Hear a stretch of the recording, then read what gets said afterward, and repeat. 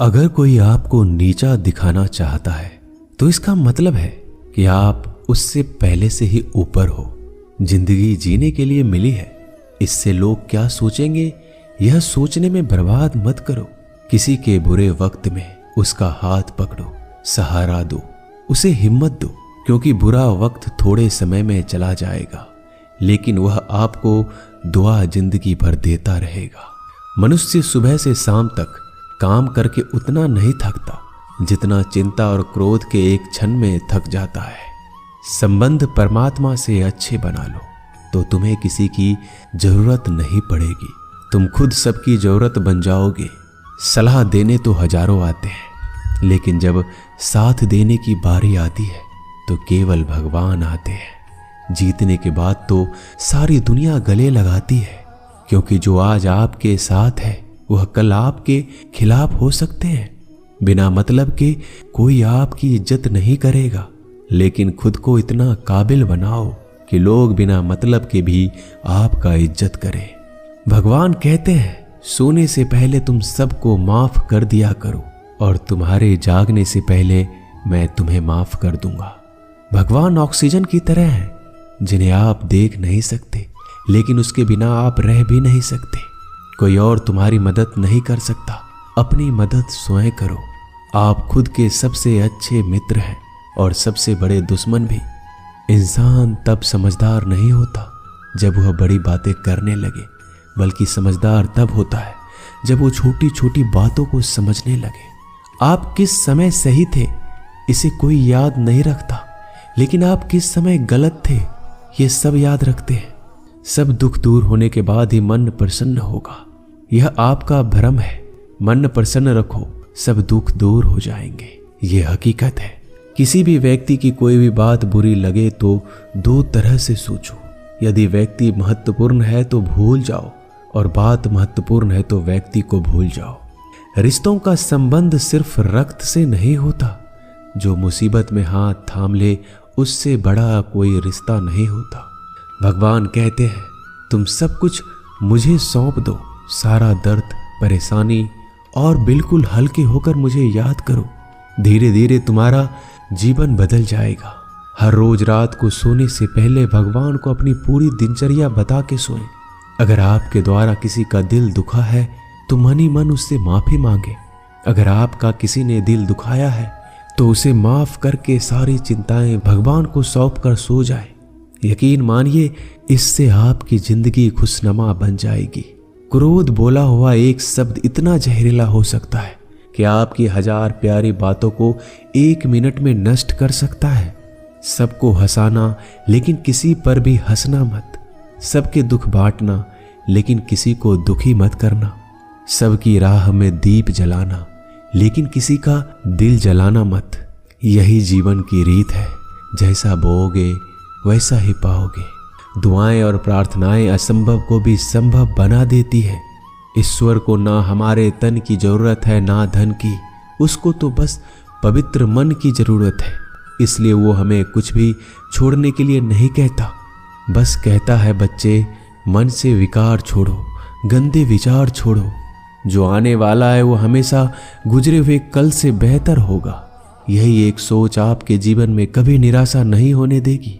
झूठ कितना अजीब है, खुद बोलो तो अच्छा लगता है, दूसरे बोले तो गुस्सा आता है। खुशियां चाहे किसी के साथ भी बांट लो, पर गम हमेशा भरोसेमंद इंसान के साथ ही बांटना चाहिए।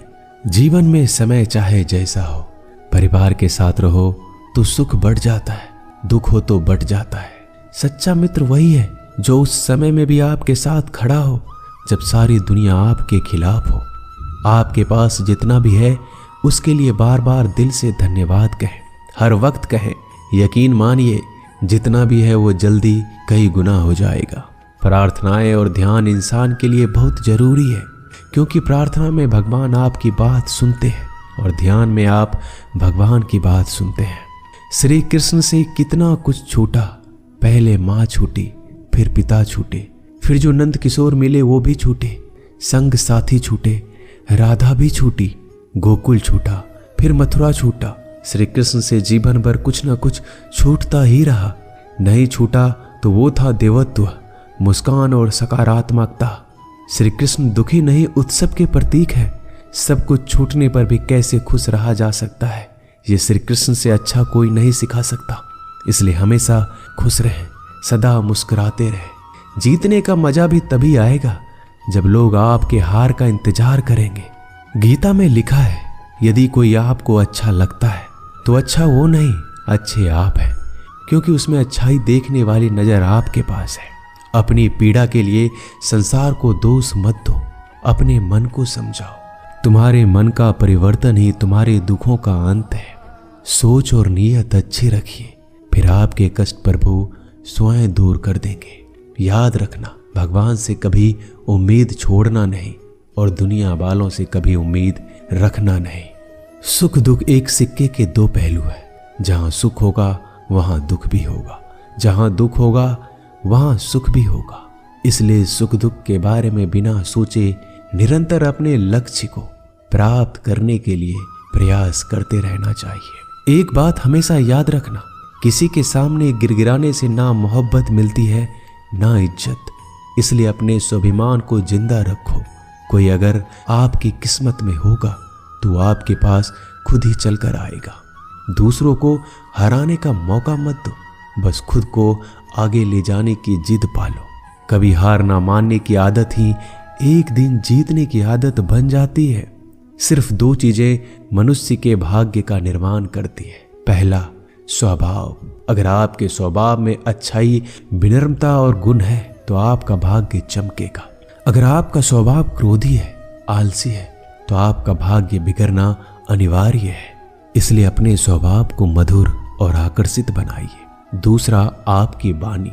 बोलना तो आदमी 2.5 साल की उम्र में ही सीख जाता है, परंतु कब, कहां और कैसे बोलना है उसे यह जिंदगी भर भी नहीं समझ पाता। जिसे ये बोलना आ गया कि कब, कहां और कितना बोलना चाहिए, समझ लो उसे सफल होने के लिए कोई नहीं रोक सकता। पिता से बड़ा कोई सलाहकार नहीं, माँ की छांव से बड़ी कोई दुनिया नहीं, भाई से अच्छा कोई भागीदार नहीं और बहन से बड़ा कोई शुभ चिंतक नहीं। इस मतलबी दुनिया से कोई मतलब ना रखो, और मतलब रखना है तो अपने मतलब से मतलब रखो। दुआएं मांगने से किसका भला होता है, मिलता तो वही है जो हमने बोया होता है। तुम नीचे गिर के देखो, कोई नहीं आएगा उठाने। तुम जड़ा उड़कर तो देखो, सब आएंगे गिराने। एक बात हमेशा याद रखना, अगर शराब की दुकान पर बैठकर दूध पियोगे तो तुम्हें शराबी का ही दर्जा मिलेगा, और किसी मंदिर में बैठ के पानी भी पियोगे तो तुम्हें एक संत का दर्जा दिया जाएगा। इसलिए आप किसके साथ उठते बैठते हो ये बहुत मायने रखता है। दोस्तों, आशा करता हूं कि आपने इस वीडियो से बहुत सारी सीख ली होगी। मिलते हैं जल्दी एक नए ज्ञानवर्धक वीडियो में। धन्यवाद। अपना ख्याल रखिएगा।